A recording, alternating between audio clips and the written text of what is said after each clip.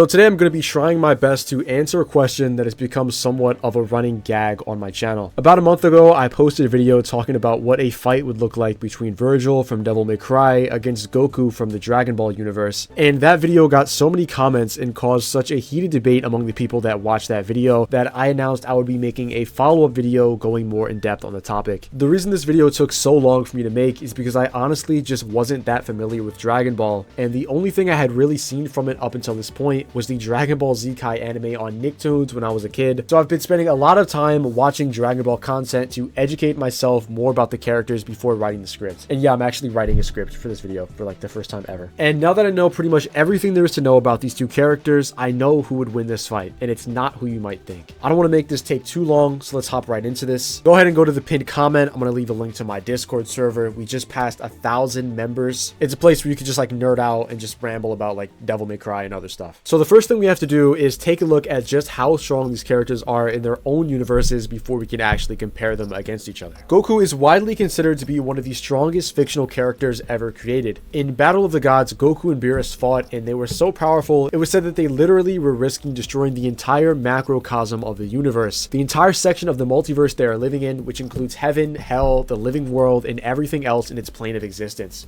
The only reason this entire section of the multiverse wasn't destroyed by them is because Beerus was holding back and not using his full power to quickly end the fight with Goku. What's even crazier is that after this fight, Goku absorbs his Super Saiyan God form into his base form, so this means that base form Dragon Ball Super Goku has the potential to destroy the macrocosm of the universe. Unfortunately, I don't really know how big these realms like heaven and hell are. If they are infinite spaces that span forever, then this would mean that Goku could have the potential to destroy an infinite space, which would be absolutely ridiculous. But I think it's more likely that heaven and hell and the other realms are finite, universal level spaces and don't span forever. Later in Dragon Ball Super, Goku grows way more powerful than this, unlocking Super Saiyan Blue. From what I can tell, it's never stated just how much stronger Super Saiyan Blue is than Super Saiyan God, but it seems to be at least 5 times stronger than it in the anime. Goku went even further beyond this in the Tournament of Power with the Super Saiyan God Kaioken times 20. He entered this form when fighting Jiren and shot him with a super spirit bomb that was so powerful it scared the gods of destruction and made the Grand Priests cover themselves with a force field to avoid getting hurt by it. All of these guys are beings of completely unquantifiable power, and it's stated by Whis that they have the power to erase anything from existence no matter its size or complexity, and they had to cover themselves with a force field to avoid getting hurt or affected by this spirit bomb. Soon after this, Goku gains his Mastered Ultra Instinct form, which is his strongest form he's ever gotten, making him one of the most powerful beings in the multiverse, surpassing the power of the gods of destruction. In this form, Goku's attacks and counterattacks are done automatically by his subconscious mind, and even though Goku has to have a neutral, calm emotion to be able to use it,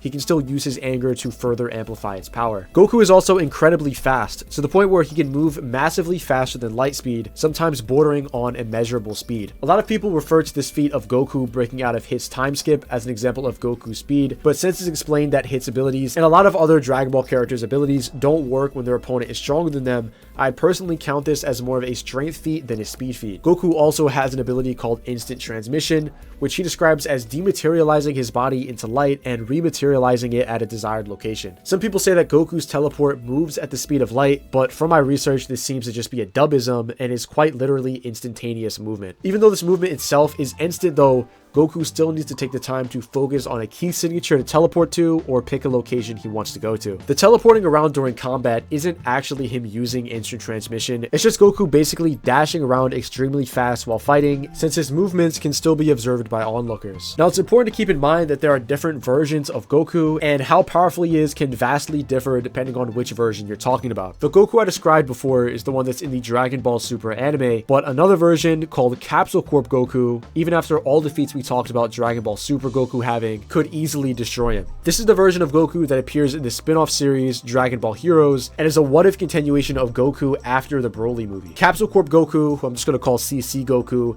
has gone through all of the events of Dragon Ball Z, Dragon Ball Super, and all of the original Dragon Ball Z movies. This means that CC Goku already has some insane feats from the movies that Dragon Ball Super Goku doesn't have, like flying basically an infinite distance from heaven all the way to the depths of hell in a few moments, beating the insane insanely overpowered Dragon Ball Z version of Broly, and defeating Mecha Cooler, who was so fast he could keep up with Goku's instant transmission. The villains that CC Goku has to face are also way more powerful than anything that mainline Goku has ever encountered. In the first Dragon Ball Xenoverse video game, the main antagonist, Demigra, absorbs a bird named Toki Toki, who is a divine being in control of all time and dimensions, and gains power beyond human comprehension. With this new power, he charges up an attack that would destroy all of existence across all of the different multiverses, all with an infinite number of timelines that have infinite amounts of time. CC Goku in base form blocks this attack before even knowing anything about the Super Saiyan God forms, and before fighting any of the antagonists of Dragon Ball Super like Jiren. In base form, CC Goku, before even discovering what Super Saiyan Blue is, can literally block and nullify an attack that would have wiped out all of existence completely. Dragon Ball Heroes has another version of Goku called Xeno Goku, who is also incredibly powerful and can go Super Saiyan 4 Limit Breaker, but Capsule Corp Goku still defeats him. In Mastered Ultra Instinct, CC Goku can easily defeat and nearly one-shot Cumber in Super Saiyan 3, who was so powerful that in base form, he was able to overpower Vegito in Super Saiyan Blue Kaioken, and once Cumber did turn Super Saiyan 3, he held his own against Super Saiyan 4 Xeno Vegito. Cumber can do all of this, but this guy gets completely destroyed when fighting CC Goku in Mastered Ultra Instinct. After this, the Grand Priest himself helps Goku learn to refine his Ultra Instinct, making him even more powerful. Also, Goku fights a villain named Fu, who has the ability to manipulate dimensions and create his own universes, and in order to defeat him, Goku absorbs the power from the universe tree to transform into Universal Blue Goku and destroys him with a full power Kamehameha. At this point, we're getting to the point where Zeno and Golden Shenron from Dragon Ball Super definitely would not be favored in a fight against Goku. Later, Goku in Mastered Ultra Instinct, Xeno Bardock, and a different version of Future Gohan team up to defeat a new version of Demigra. This means that without the power of the God Tree, and with a little help from two people who aren't even close to as strong as him, Goku is strong enough to defeat someone who is more powerful than Fu, who can destroy entire dimensions and universes that contain infinite space. In conclusion, Goku, as of his most recent appearances today, is so powerful to the point where it's basically immeasurable. He massively overpowers characters who have the potential to destroy all of existence itself and is basically just a god. In his Super Saiyan God form and above, he can use his ki to regenerate wounds and heal his injuries in seconds. Measuring his speed is just pretty much pointless at this point, since he's able to fight Mecha Cooler mid-teleport, which is stated to be instantaneous movement and beyond time itself. At this point, Goku is pretty much the strongest fictional character that I can even think of that isn't written to be some kind of omniscient higher dimensional being.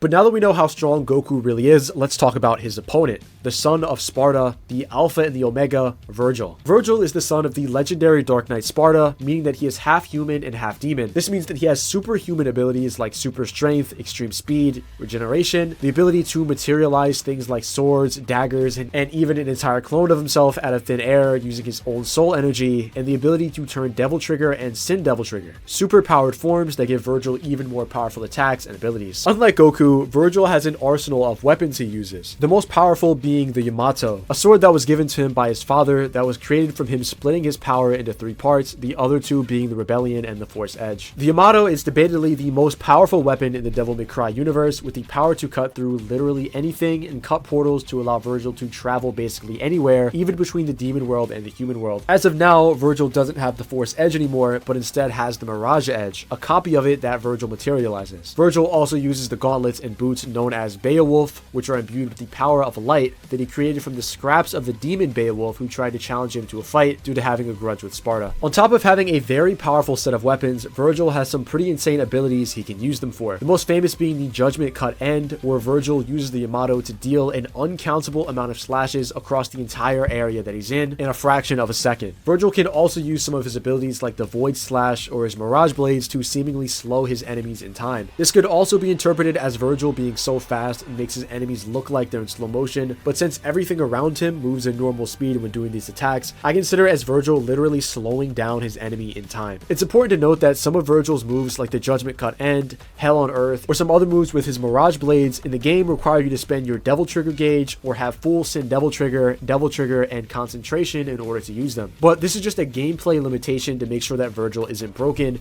and in actuality, Vergil can just do these things whenever he wants without that much effort. So in this fight against Goku, it's not like he's going to Judgment Cut End and then be on some kind of cooldown. If Vergil really wanted to, he could just do as many Judgment Cut ends as he wants until he gets tired. Just like Goku, Vergil's regeneration and durability is nothing to scoff at. We can assume that he has the same regeneration abilities as his twin brother Dante, who's been impaled by swords numerous times and taken many other insane wounds that would kill a normal person and healed from them almost instantly. Doing something like cutting Vergil with a knife or even shooting him point blank with a rifle would barely affect him at all, since the very instant his body is damaged, it'll start rapidly healing itself back to the way it was nearly instantly. We've seen his son Nero, who has the same regeneration powers as him, regrow an entire limb in a few seconds like it was nothing. It's important to note that Vergil has nowhere near the same level of endurance that Goku does. At the end of Devil May Cry 5, after his fight with Dante, Vergil was very visibly out of breath and exhausted to the point where he lost a fight to Nero, who's much weaker than him. Most likely because of his overuse of Sin Devil Trigger, which has a very heavy effect on the body. But Vergil losing to Nero and how that's possible is a whole other conversation. I want to for a second talk about the Devil May Cry mobile game, even though I said I would never talk about this godforsaken joke of a game ever again. Devil May Cry Peak of Combat is apparently canon to the Devil May Cry universe and has a statement that describes Vergil as being 9th dimensional. To explain what dimensions and things like that mean in the context of power scaling, they're basically vague tiers of power that characters can be ranked on. The best way I heard this explained was like this. In real life, you watching this video are a 3rd dimensional being. This means that you are so much more powerful than a 2-dimensional being that it's basically immeasurable. There's no amount of power that Vergil could gain or weapons he could master that would make him powerful enough to beat you. And this is because Vergil is just a fictional character in a video game and you're a real life person. You two are literally in 2 different dimensions from each other. So people take this concept and apply it to fictional universes to use as an example for gaps in power between characters. The Peak of Combat mobile game has one statement in a load screen that states that the souls of demons are 9th dimensional, meaning that Vergil would be a 9th dimensional being. But the problem with this is that even though a being itself is 9th dimensional, it doesn't mean that they have 9th dimensional levels of power. For example, we don't see a single 9th dimensional level feat from Vergil or any of the other characters from Devil May Cry at all. A 9th dimensional feat would be some kind of insane principal control ability where a character could override logic and rewrite reality itself. It is completely separate from the reality of the story. A 9th dimensional feat would be something like the writer from the Animal Man comics. The writer, Grant Morrison, literally steps into the comic, meets the protagonist, and explains that he's writing the entire story. He acknowledges the character's suffering was for entertainment, apologizes for it, and then erases characters, changes events, and directly addresses the reader. This loading screen states that Vergil would be a 9th dimensional being, but obviously he has never even come close to a feat like this, so I'm just going to ignore this statement. I just wanted to bring this up because I knew some of you guys would bring this up in the comments if I didn't mention it. In my opinion, I'd scale Vergil at around 3rd or maybe 4th dimensional. This is because Mundus is described as controlling his own realm, the demon world, that could possibly exist outside of the linear timeline of the rest of the Devil May Cry world. And if Dante can defeat Mundus and Vergil is as strong as Dante, if not stronger than him, Vergil could be ranked low 4th dimensional since he would have the power to fight godlike enemies or time irrelevant beings. This is just me rambling though. This is obviously never really explained by the games and it's just my speculation. Vergil is definitely not higher than 4th dimensional though. All of Vergil's feats like slicing bullets and cutting portals with Yamato are all firmly 3rd dimensional feats. And I guess you could argue that Vergil cutting open portals could be a 4th or 5th dimensional feat or higher since he would be transcending physical law. But Vergil making portals with Yamato is basically just spatial manipulation. It can be summed up as Vergil opening a door to go from one place to another. Vergil isn't using the Yamato to open portals to go to different realities and timelines. He's just going to different locations inside of his 3rd dimensional world. So now that we're familiar with both characters, their feats, their history, and how powerful they are, it's time to ask the important question. Who is most likely to win this fight? And who is favored here? You probably saw it coming, but it's Goku. Goku in his most recent appearances is so immeasurably strong he's bordering on being a gag character. Blocking and nullifying an energy blast from Demigra that has the power to destroy all of the multiverses, all of the infinite timelines in them, and all of existence itself. Coming close to destroying the entire macrocosm of the universe, including all of space, all of heaven, all of hell, and all of the other realms, just with the force of his attacks alone in his fight with Beerus. And overpowering beings like Fu who have the power to destroy entire timelines full of uncountable amount of universes that all contain an infinite amount of space. As much as I love Vergil, he unfortunately doesn't have any feats that even come close to this, with none of his abilities even coming close. Vergil could use Hell on Earth to destroy an entire block of a city and turn it into a crater, but Goku could destroy an entire macrocosm of the universe. What I'm saying is we're talking about 2 completely different echelons of power. In this fight, Yamato, which can cut through anything, and his probably faster than light speed, would be his best bet at winning this, fast, but Goku can easily react to speeds this fast and does so on a regular basis. If Vergil does a judgment cut end and tries to speed blitz Goku, Goku could instantly transmission above him, charge up a Kamehameha, and blow away the entire planet to dust that Vergil is standing on in a few seconds in base form. Like Master Roshi could destroy the moon in the very first season of Dragon Ball, and this guy is nowhere even near Goku's strength in 2025. But let me know what you guys think. This is just all of my opinions, obviously. With just two characters with just such a huge gap in power, like we're talking about leveling a whole section of a city compared to destroying the entire macrocosm of the universe. But both of these characters are both extremely strong. They're both incredible characters. And like I said, I would love to hear what you guys think about this in the comments. And yeah, that's pretty much it for me. See you guys tomorrow.